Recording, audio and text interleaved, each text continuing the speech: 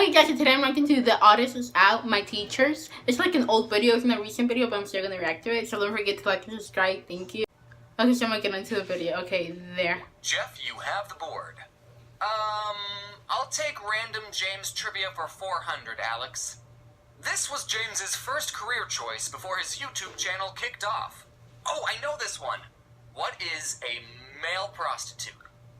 Okay, the bit's done now. Male prostitute was never a career goal. Well, I mean, it's not completely off the table. You never know how YouTube will turn out. If you didn't know this Odd1sOut trivia, I wanted to be a math teacher when I grew up. My dream job was actually a cartoonist. But since me and my parents didn't think I'd be able to make any money drawing pictures, I chose a math teacher as my, I'll settle for this job. I mean, I like math, so I wouldn't have hated being a math teacher. And I'm also probably good at teaching children. I haven't checked though, but how hard can it be? Listen kids, I have 2.7 million subs on YouTube, so if you want a shout out, you'll have to do it. And I thought that a teaching job would give me enough free time to doodle cartoons, so being a math teacher would have been perfect. But oh boy, that did not turn out how I expected. If for some reason my channel died and I stopped making YouTube videos, I would probably go back to school and finish my math education major. And then I'd be teaching a class and then one of my students would find out that I used to do YouTube, and then they'd say, Mr. James, are you the odd ones out? The odd ones out? I haven't heard that name in years. Oh my god. You shouldn't smoke in front of children, Mr. James. I just want to point this out. In my peeing video, I drew my first grade teacher like this, and in my Harry the Moth video, I drew my kindergarten teacher like this. Do you have an explanation on why they're drawn so similar? Yeah, I was lazy. Teachers play such an important role for children, and if I'm being honest, I don't think they get paid enough to take their job seriously. A good teacher can make you excited to learn the material and actually teach you, while a bad teacher can not only waste your time and not teach you anything, but also crush your dreams. I took choir in 9th grade. Everyone had to take it, okay? It was a prep school. Not weird. And one time while we were singing a song, the teacher said, "Stop. Who's flat?" Then she pointed at a boy and told him, "You, sing." And he sang for a bit. Then she pointed at another boy, "You, sing." Then she went through a couple more, and then she pointed at me and said, "You, sing." And I sung. Stop! James, during the next song, don't sing. Either she had really good hearing, or I was just that terrible at singing. Now, I really hated choir, so if given the choice to sing or not sing, I would choose not every time. But what if I actually wanted to be a singer? And when I sang just then, I was trying my hardest. That would have been soul-crushing. I would have given up on music right then and there. Thankfully, my art teacher was a lot more laid back. She definitely had favorite students, and I wasn't one of them, but she never told anyone not to draw. One time I showed my art teacher my newest comic, which at the time was this one, and without telling her that I was the one who made it, I asked, "What do you think of this art style?" And she said, "Oh, I hate it, but it's fine if you like it. In my classroom, we try to go for realism, but people with that art style can still have successful careers." She said she hated it. Teachers just need to be more supportive with students and teach them in creative ways. That's why I think so many people hate math. You just haven't had a teacher that made you want to learn. You'd pay attention and study for the tests if I was your math teacher, wouldn't you? Don't get me wrong, teaching isn't an easy job. And even the best teacher can't make everyone in their class excited to learn.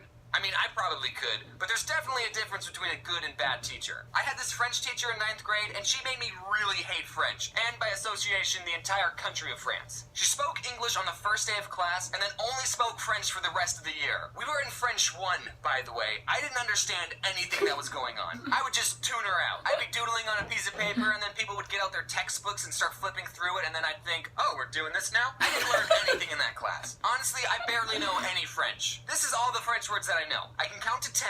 Ou, deux, trois, carte, cinq, six, sept, huit, neuf. Okay, I can only count to 9. And I know that Eiffel Tower is Tour Eiffel, quack is coin, and door is portal. My twin sister, who was in the same class and had the same living conditions as me, turned out a lot different. She learned a lot of French and continued to take classes after 9th grade. So maybe this whole knowledge thing has a lot to do with the student and not the teacher.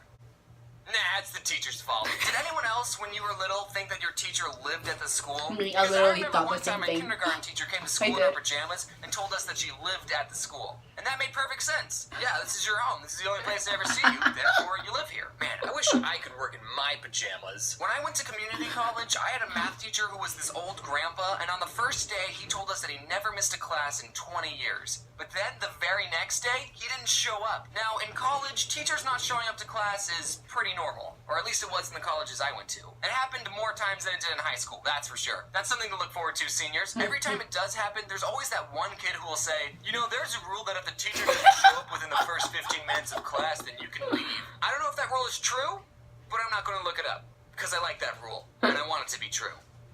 And I don't even go to college anymore, so why does it matter? So teachers not showing up, that's not too abnormal, but since this old guy told us he never missed a day of class in 20 years, we thought he died. But nope, he just missed a day. He showed up the third day. I don't know what his excuse was, because after I saw him, I thought, oh good, he's alive. And then I stopped paying attention, because community college sucks. I'd say that my favorite teacher would be my 11th grade AP US history teacher. I liked him because it was obvious that he liked the material, and he would teach us in a way that was fun and interesting. He was also a more laid-back and generally a funny person. He's the teacher that I want to be. He gave me a compliment once that has always stuck with me. He was telling the class about the AP test, which is the super important open-ended essay test that we took at the end of the year, and if we did well on it, the grade would count for college credit. So like a week before the test, our teacher was preparing us, and he said, guys, don't try and be funny on the AP test. The graders don't have a sense of humor.